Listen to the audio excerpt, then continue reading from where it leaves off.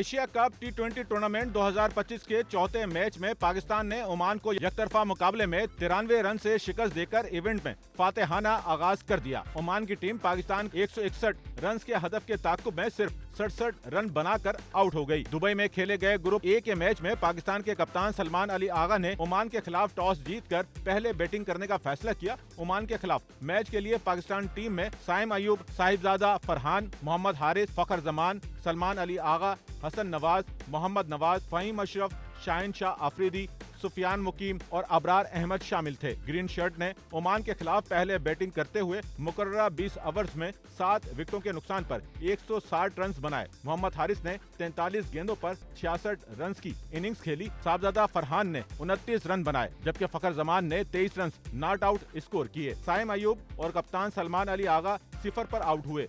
मोहम्मद नवाज ने 19 और हसन नवाज ने 9 रन स्कोर किए। ओमान की जानिब से आमिर कलीम और शाह फैसल ने 3-3 खिलाड़ियों को आउट किया। पाकिस्तान के 161 रन के हदफ के ताकुब में ओमान की बैटिंग लाइन पाकिस्तानी बॉलर्स का मुकाबला न कर सकी और पूरी टीम 17वें ओवर में सिर्फ 67 रन बनाकर ढेर हो गई। ओमान की जानिब से हम्माद मिर्जा ने सबसे ज्यादा 27 रन बनाए।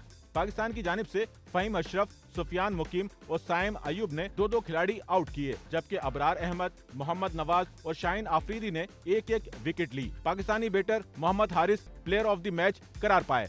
वाज़ेह है कि पाकिस्तान और ओमान इवेंट में अपना पहला मैच खेल रहे थे। ग्रीन शर्ट अपना दूसरा मैच इतवार को भारत के खिलाफ खेलेंगे। सच्चल न्यूज़ नेटवर्क की वीडियोस में खुशामदीद। नाजरीन, वीडियो से मुतालिक अपनी कीमती राय का इजहार कमेंट बॉक्स में ज़रूर करें और चैनल को सब्सक्राइब करें।